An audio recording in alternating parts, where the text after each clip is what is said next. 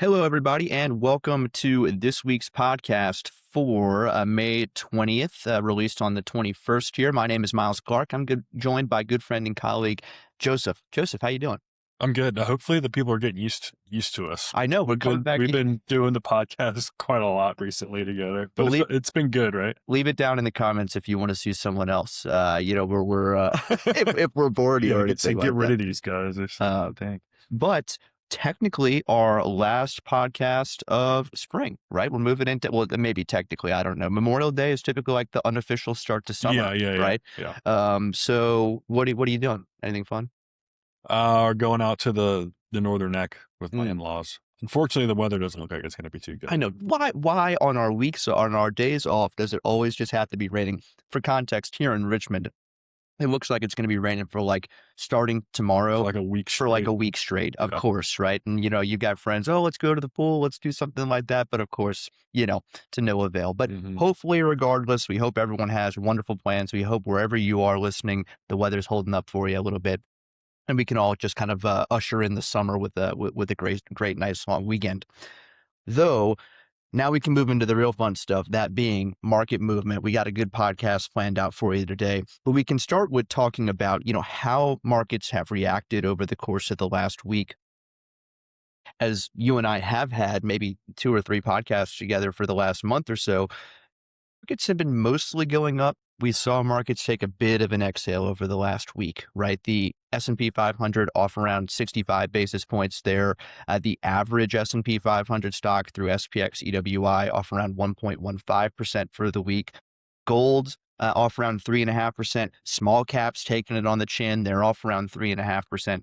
Only 2 names in positive territory. Probably not the names you really want to see up there. Crude and the dollar up over 1% each. So a little bit more muted of a week so far. Yeah, and that's something we talked about last week. The market was overbought. You talked about either normalizing in price or in time. In the grand scheme of things, 65 basis points over the last week isn't anything crazy, right? For a big pullback or anything like that. But I do think if you start to look down at those indices and how they've done, we see the cap weight is still doing better even on the downside. And breadth has really kind of come out of this market, and that's set up some kind of historical anomalies, you could say, and that'll probably be a pretty big focus of our podcast today, just talking about the difference between how equal weight and the cap weight are doing. I know you and I were sitting there, we're really just giving them like, I don't know, 4 or 5 different indicator charts. But it's really fun because what we talk about when we talk about indicators is what percentage of a universe has some trait that we desire.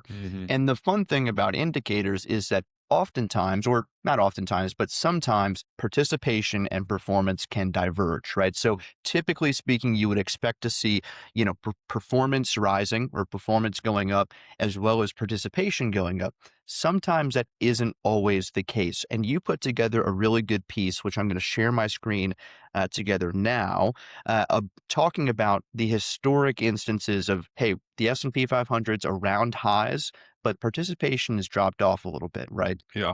So what we looked at was going back to 1997, which is when our data set starts for the bullish percent for the S&P 500, which is an indicator that just tracks the percentage of stocks trading on point and figure buy signals in the S&P 500.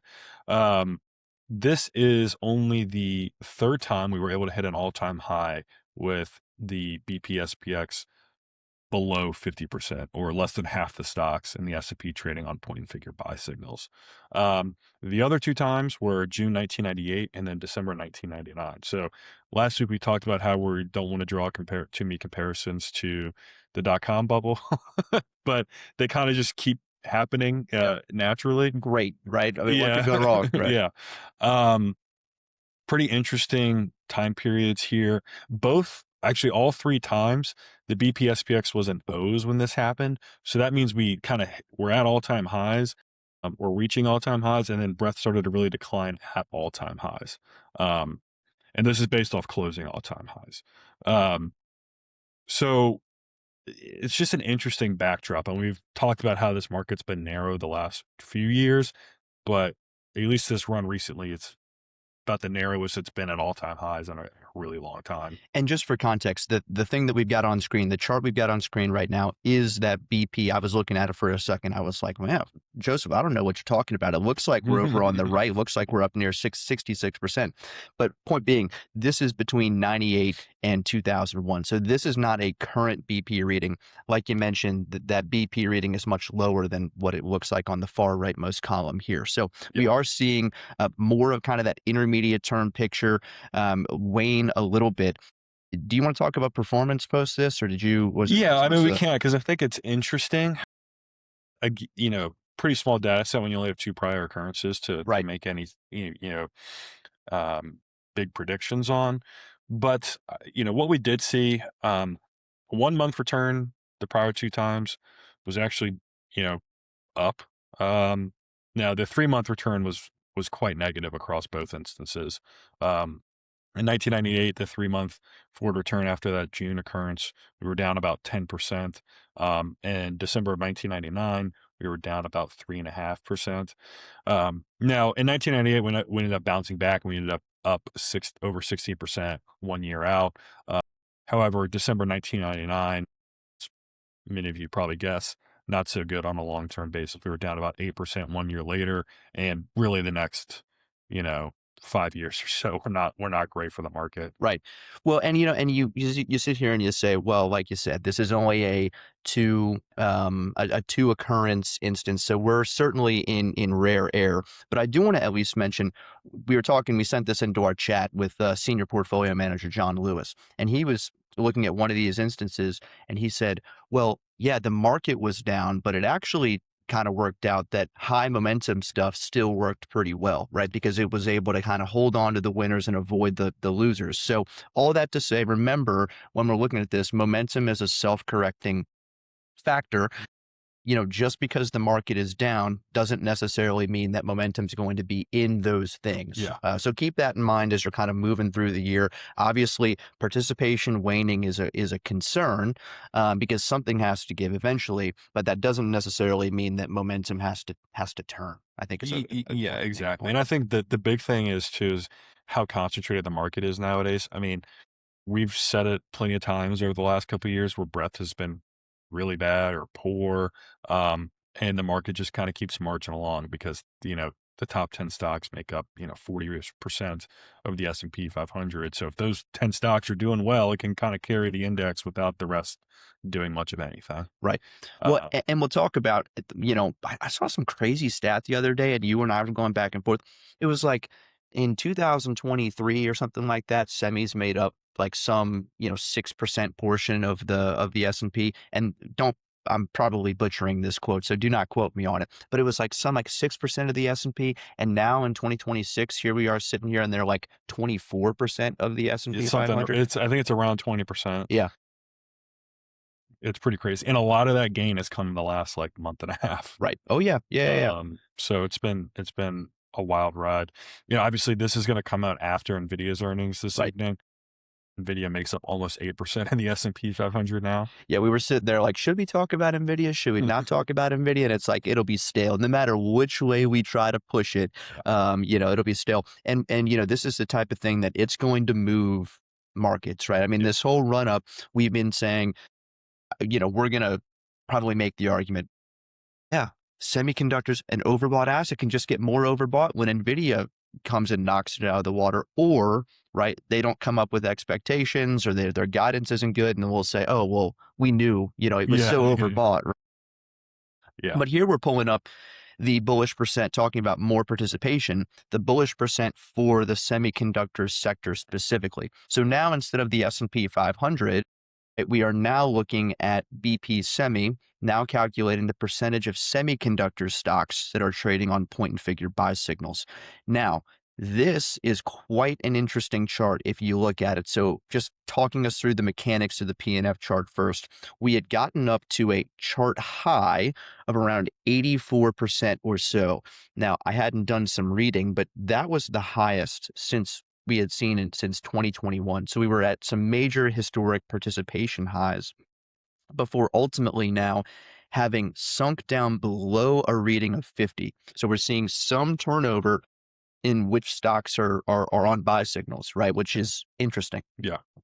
And that kind of goes along with the BPSPX too. It's like, we're like, oh yeah, well the top stuff's still doing really well, able to carry the market higher. And by the way, that occurrence happened last week.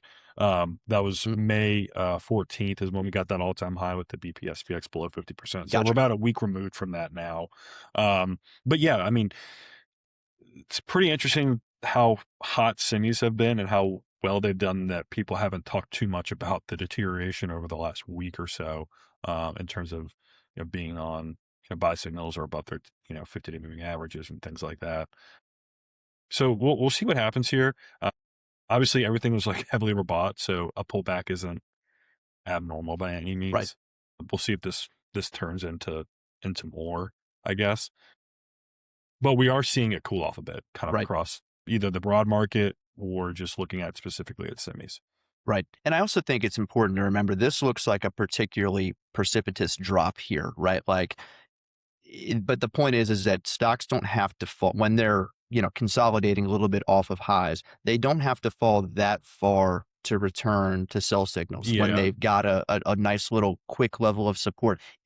For context, if you're looking at a PNF chart, if you just get a 3 box reversal, right, like you could post a sell signal and then put together a shakeout pattern or something like Yeah, that. yeah. So all that to say, we've seen a big drop off in participation, but that isn't to say that that has actually translated to a big drop off in performance necessarily, right? Yeah, I mean, if you look at like the broad kind of semis index like SOXX, now that you bring up like a shakeout pattern and a sell signal, yeah, that gave a sell signal, essentially exactly what you're talking about. A little pullback, rally back up, and then gave a sell signal, reverse back up into X's today, kind of forming the basis of that shakeout pattern. Now it's still 100% overbought, right? Despite kind of this chop around.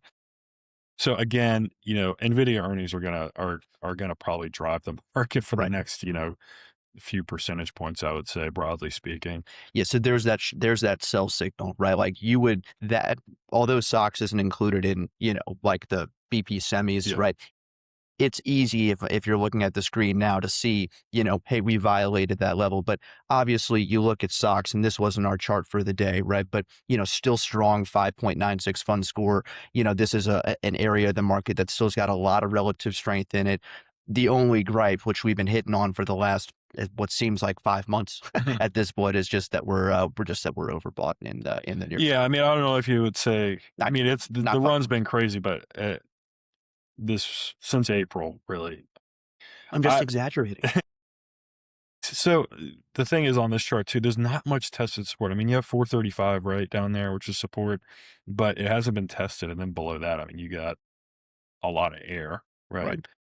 So we'll see what happens here.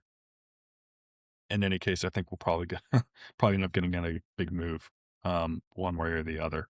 Or not, and just the vol crush is just Well, that's the thing. The VIX is at like 17. I think yeah, I yeah, think yeah. I think index volatility is kind of underpriced right now, if I'm being honest with you. We kind of talked about that and last week on one of our pieces, that single stock volatility was really elevated relative to Right where to the index yeah. volatility was. But, don't want to get too much into that. What other I mean, let's see, there's one other participation which we will just at least touch on before, moving forward, because there's a couple other things that we wanna talk about, but we would be remiss if we did not mention the reversal lower for PTSPX. So this is measuring the percentage of stocks trading in long-term positive trends. So, the BPSPX is a little bit more intermediate term. We didn't talk about TWSPX, which is more near term, bounces around, but PTSPX measures the percentage of S&P 500 stocks, again, trading in that long-term positive trend. And we got this reversing back down on its default chart as well. So again, a little bit more of a confirmation, if you want to call it, that we have seen a meaningful drop off in participation. But Joseph, this isn't necessarily a bad development. Yeah, maybe it's a yellow light or something like that, Yeah. right? But it's not too bad. Yeah, we often do a piece where it's a very simple strategy, not saying that you should like necessarily use this.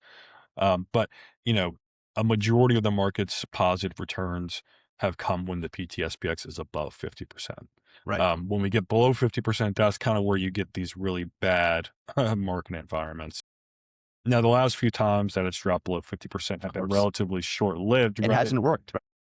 Well, Yeah, it's yeah, yeah. worked I know. in I'm just terms of if you use it in conjunction with a shorter term indicator like the TWSPX, when that gets to like less than 10%, right. are you probably going to get a pretty good rally, even if you stay in a bear market or something like that, which we haven't. Um, but the interesting thing with this is, I mean, it's been declining since 2025. So, I mean, really since 2024. That high was September 2024 at 80%. It's been declining ever since then. Uh, so we'll see. Maybe we can finally take out that 50% level this time. Who knows? I do think it's interesting that it bounced right off 50% um, in March. Essentially, what it told you from a long term perspective: stay invested Right. right now, which ended up being the right call. Uh, but again, another thing we're seeing is just the declining breadth across the board. And it's something to watch out for because it is a double-edged sword, right? If these top 10 names continue to do well, they can carry the index higher. But if they don't continue to do well, there's not much in the market to lean back on here. Right. Well, again, we've been, talking about participation a lot, so we won't necessarily, harp on this one. But just again, keep an eye on this one. It's one of the ones that the Dorsey team would call one of our flagship, flagship indicators. It obviously means a lot, and we want to stay above 50% and avoid, obviously, like you said, if you get a really quick washout type of event, and, that's saying something. What we really want to do is avoid markets like if you're looking at the screen right now, 2022, where we weren't washing out, right? We were just really camping out in between, let's just call it, 20 and 50 for the majority of the year. And we obviously know that was an extremely ugly year for equity markets. So Hmm. those are the types of environments that we really want to avoid. Obviously, if you get a really quick washout and then reversal, historically speaking, those have been strong ones to pick up on. You see, obviously, big washouts in 2008, then coming off the floor in 2020. That's a obviously not hilarious one, but that's a funny one to look at when you Yeah. think about it. Yeah. Um, anyways, that's the participation side of things. The other thing that we want to talk about is something that I put a piece together about that I kind of call it fool's gold. And this idea of what sectors or where is their leadership? And this maybe goes along with some of the participation stuff, but Hmm. where does leadership sit within each one of the sectors, right? Is it more focused exposure, right? So is it more cap weighted? Is it a few names leading the charge? Or is it more of a sector where maybe throwing a dart, right? Equally weighting the sector isn't necessarily as bad of an idea. And so to take that or kind of explore that idea, we had put together the fund scores for representatives for equal weighted and cap weighted funds. And Hmm. I'm pulling up the scores right now. Forgive me. And really, the goal with this was to maybe see, okay, what sectors maybe does it make sense to, have more focus exposure? Which sector does it not? Yeah. There's a couple things I think are worth interesting, and then maybe I'll let you dive into it. Comm services, that's the biggest dispersion, right? So your Google's Meta hasn't really done as well, but Google, right, doing a lot of the heavy lifting there. Meanwhile, your telecom options haven't done particularly as strong. Hmm.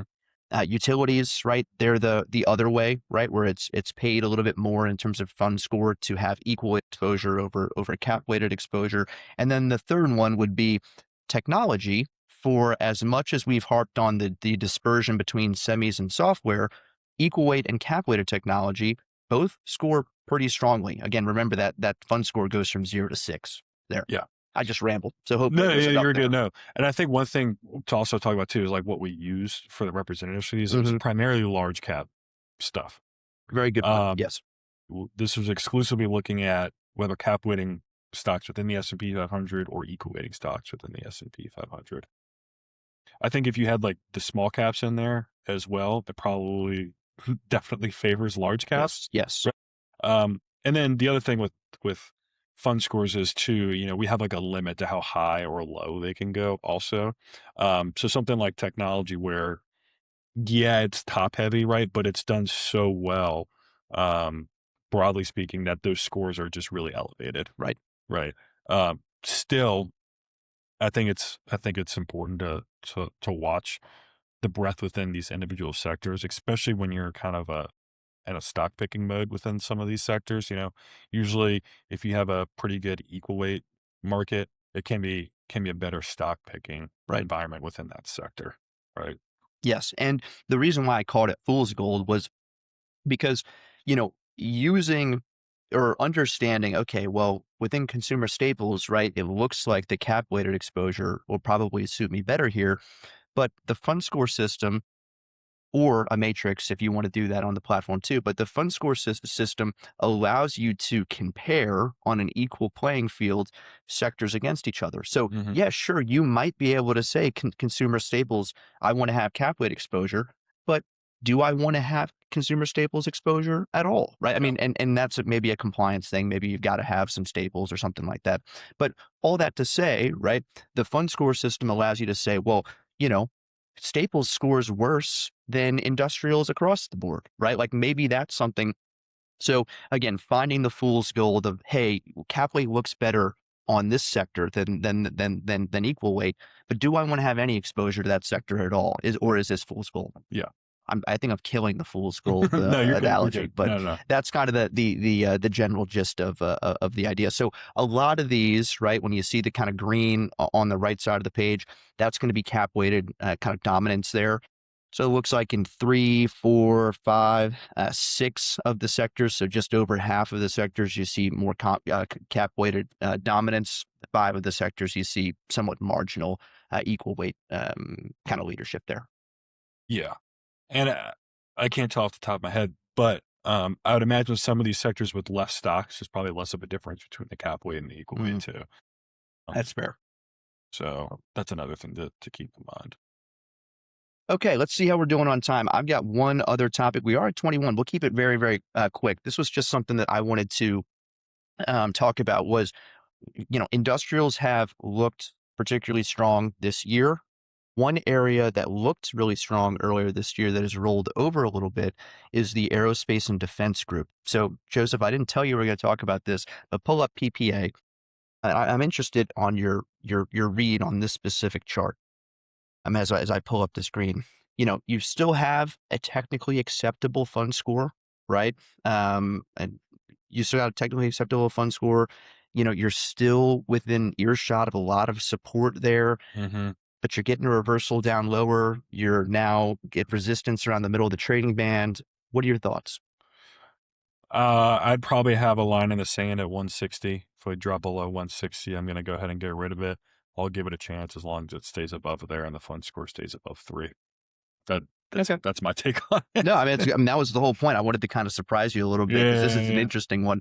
And I think although we aren't, committed as chartists to the fundamentals or maybe the more news oriented side of things, I think there certainly is an argument to be made that as long as there's some global unrest going on, maybe aerospace and defense names have some place within a portfolio. I just, wanted to highlight this was a group that, we look back in February, March, we were sitting at all-time highs. Leadership was very evident, and now we're starting to roll over a little bit. So Yeah. keep that in mind as you're looking through your positions. This is kind of the sign of, hey, maybe we just need to watch this a little bit closely rather than, trim it completely. Have a line in the sand, just like you mentioned, Joseph. I think Mhm. that's extremely prudent to do with your positions.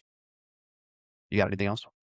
No, I think that covers us for charts. I do want to mention one thing. We released a new tool on our site, an ideas tool. You can find it under the security section on the left hand rail there. Um, Really cool feature. It's nice to have something built out for those of you that use options. You know, we've historically done like a call recommendation, a put recommendation, or a cover write recommendation every day. But with this new options idea tool, we also have spreads involved in there. You can change the time frames, whatever you want to look at, 30, 60, 90 days. And there's also some Dorsey Wright specific stuff in there, like whether it's overbought or oversold, Right. and then the relative strength for the bullish idea. So the bullish ideas are going to be strong names, and the bearish ideas are going to be centered around weak.